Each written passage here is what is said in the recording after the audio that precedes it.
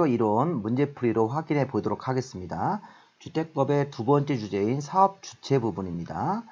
자, 먼저 1번 문제가 주택이나 대지, 건설 사업에 대한 등록에 관한 설명이다. 틀린 것은 자, 지방자치단체는 자, 연간 20개 이상 주택 사업하더라도 등록하지 않고 사업할 수 있는 거죠. 공공사업 주체이기 때문에. 자, 토지주택공사도 공공사업 주체니까 1년에 10,000제곱미터 이상 대지 사업을 하든 1년에 20개 이상 주택 사업을 하든 등록하지 않습니다. 자, 등록은 국토교통부 장관에게 신청하는 게 맞죠? 등록관청입니다. 자, 주택조합이 등록사업자랑 공동으로 하면 등록할 필요가 없는 겁니다. 자, 이게 이제 등록을 하여야 한다. 이게 틀렸네요. 자, 주택조합이 등록사업자랑 공동으로 하지 않고 자기 혼자 사업한다. 이렇게 만약에 문장이 나오면 그때는 등록을 해야 됩니다. 근데 주택조합이 등록사업자랑 공동으로 하기 때문에 등록하지 않고도 사업할 수 있는 비등록 사업자로 분류가 되는 거죠. 자, 등록이 말소가 됐습니다.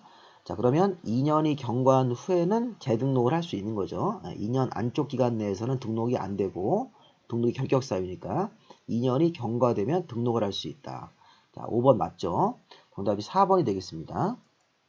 두 번째 문제, 사업 주체에 관한 설명이다. 틀린 것은 민간 건설 사업자가 연간 20개 이상 공동주택 건설 사업을 할 때, 민간 건설업자는 1년에 20개 이상 주택 사업할 때는 국토부 장관에게 당일히 등록을 해야 됩니다. 자, 근로자를 고용하는 자는 자, 근로자 주택을 건설해 주기 위해서 등록 사업자랑 공동으로 하여한다가 맞습니다. 하여한다. 근로자를 고용하는 회사는 근로자 주택을 건설할 때 등록사업자라는 건설업자와 공동으로 사업을 해야 되고, 자, 지역 직장조합 같은 주택조합은 자, 조합원들을 위해서 주택을 건설할 때 등록사업자랑 공동으로 할 수 있답니다. 2번하고 3번은 공동사업 주체, 2번은 의무적 공동, 필수적 공동, 3번 같은 경우는 임의적 공동이니까 이거 맞는 지문입니다. 자, 국토부 장관이 등록사업자가 등록증을 대여한 잘못을 했을 때는 이 거짓말을 하거나 등록증을 대여했기 때문에 등록을 말소하여야 한다. 4번 틀렸네요. 자, 법인이 주택 건설사업 등록할 때는 자본금 3억 이상, 기술자 1명 이상, 사무장비를 갖출 수 있는 등록 요건을 모두 갖춰서 등록해야 된다. 정답이 4번입니다. 등록증을 대여하거나 거짓 부정한 방법으로 등록한 것이 확인되면 말소를 하여야 한다. 근데 이제 부실공사, 고의과실로 잘못 시공 같은 거 했을 때는 말소할 수 있다. 또는 영업정지할 수 있다가 되는 거죠. 정답이 4번입니다.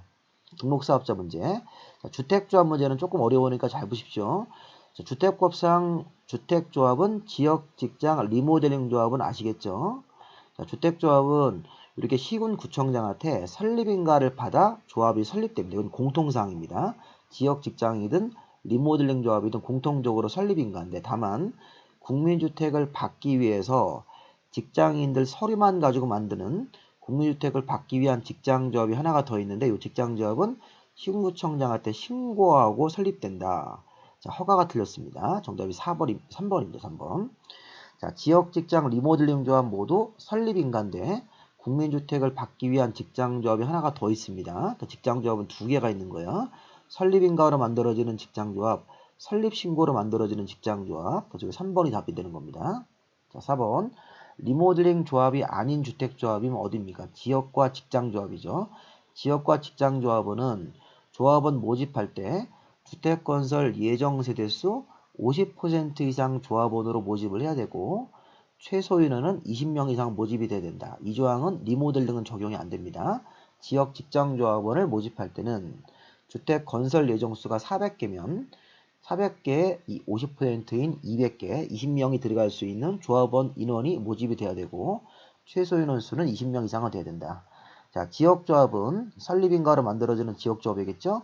무주택 세대주나 85제곱미터 이하를 한 채 가지고 있는 세대주가 조합원 들어간다. 자, 직장조합도 설립인가는 똑같이 무주택이나 85 이하가 들어가는 거고 직장조합이 설립 신고로 만들어지는 직장조합은 무주택자로만 구성을 한다. 이렇게 해서 지역조합이 설립인가, 무주택이나 85 이하가 들어갈 수 있고 직장조합도 설립인가로 만들어지는 직장조합은 무주택이나 85 이하가 들어가는데 설립신고로 만들어지는 직장조합은 무주택자로만 구성한다. 이거 되게 중요한 개념입니다. 자, 증축형 리모델링을 한다고 되어 있습니다. 앞에서 우리 3번 정답은 몇 번입니까? 3번은 정답이 3번이 되겠죠? 자, 4번. 자, 증축형 리모델링을 한다. 자, 우리 증축형으로 리모델링을 한다는 것은 뭐 세대수가 증가되는 경우 이런 거 되겠죠? 그러면 증축형 리모델링을 할 때는 조합 설립인가 신청할 때 내는 서류. 자, 일단 뭐 15년 정도 이상 지나야 되겠죠? 창립총회 회의록, 그 다음에 리모델링 조합의 내규인 규약, 그리고 15년 이상 지났다는 서류.